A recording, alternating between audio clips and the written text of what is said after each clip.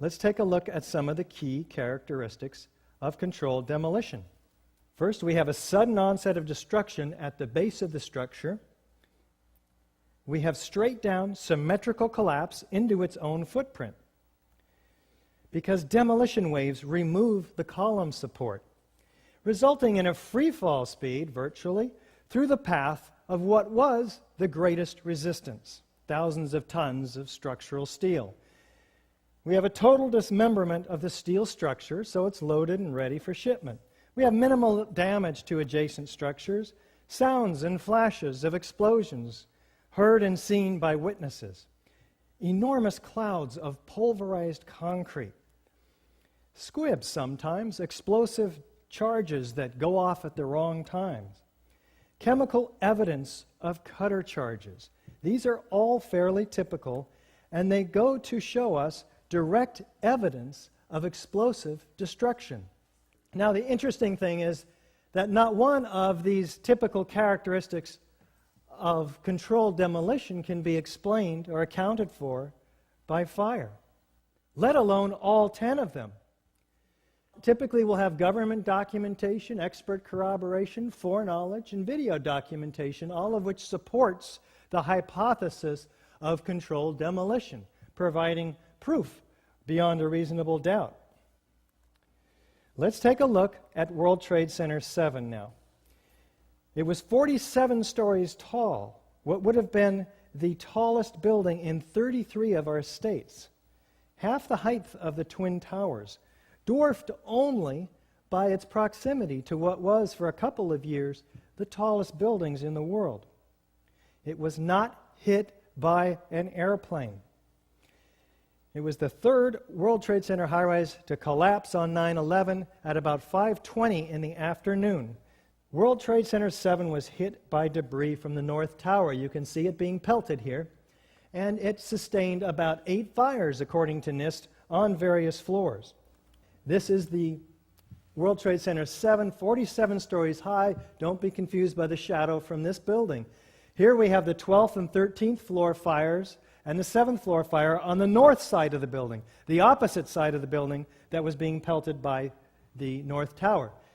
Curiously enough, the Securities and Exchange Commission was operating out of this floor, which lost thousands of files related to hundreds of cases it was actively pursuing against Wall Street companies like Enron and WorldCom. So we are looking for an investigation that goes well beyond the buildings, of course. Now let's take a look at the evidence of World Trade Center 7 and see how it stacks up against the typical features of a controlled demolition, starting with, is there a sudden onset of destruction? Let's listen to this emergency word. We were watching the building actually because it was on fire. The bottom floors of the building were on fire, and we heard this sound that sounded like a clap of thunder. Turned around, we were shocked to see that the building was, it looked like there was a shock wave ripping through the building, and the windows all busted out, and it was horrifying.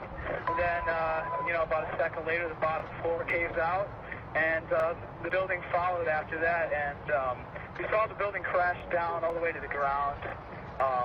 We were in shock, and then a sound of a clap of thunder, a shock wave ripping through the building, and windows busting out, and then the building coming down. Do we have a straight-down symmetrical collapse into the building's footprint? Let's listen to Dan Rather narrate this collapse for us as we take our first look at the collapse of Building 7. And what you're seeing are high shots. Now, here we're going to show you a videotape of the collapse itself. Describe that. Now we go to videotape, the collapse of this building.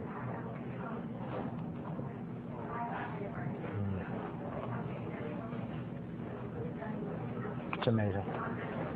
Amazing, incredible, pick your word.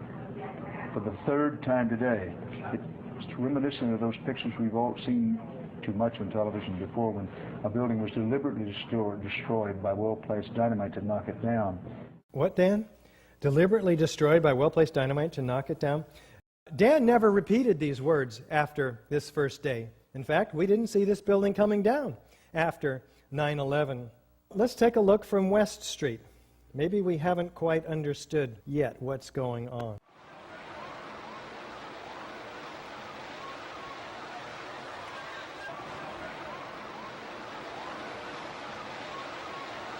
Well, I'm not quite convinced yet. Let's take a look in this side-by-side comparison with a known controlled demolition on the right.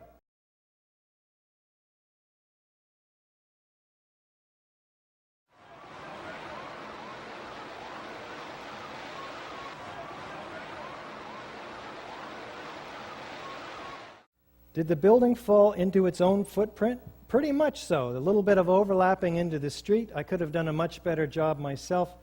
A tidy rubble pile, nevertheless. Do we have demolition waves? And how do these remove the column support? Well, here's a floor plan of Building 7.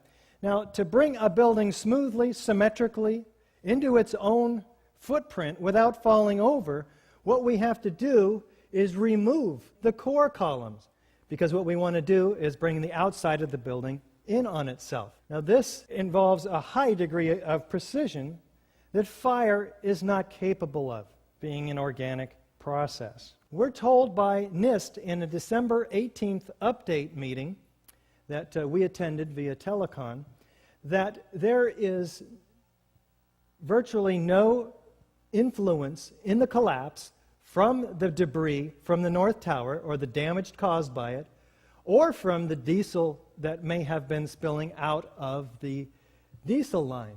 Why? Well, the east penthouse is the first part of the building to collapse a few seconds before the global collapse. And so NIST is now targeting column number 79. And so that is where they say the collapse initiated. Do we have a free fall speed of collapse through the path of greatest resistance? Let's listen to David Chandler. We can measure the downward acceleration of Building 7 by video frame analysis. I used a magnifying glass to place markers on the corner of the building on each frame. From this we can get a data table and various graphs. The slope of this graph indicates acceleration, which is shown here to be about minus 10.279 plus or minus 0.6. Free fall in a vacuum is minus 9.8 in these units. That falls within the margin of error of this measurement.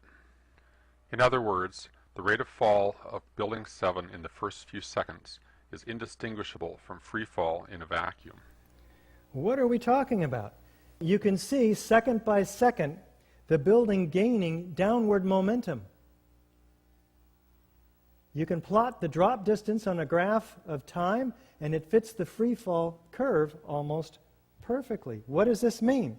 That the columns had to have been removed, and removed virtually simultaneously on each floor, synchronistically timed, so the building had no resistance virtually on the way down. Do we have a total dismemberment of the steel structure? We had a 47-story skyscraper compressed to 4 stories.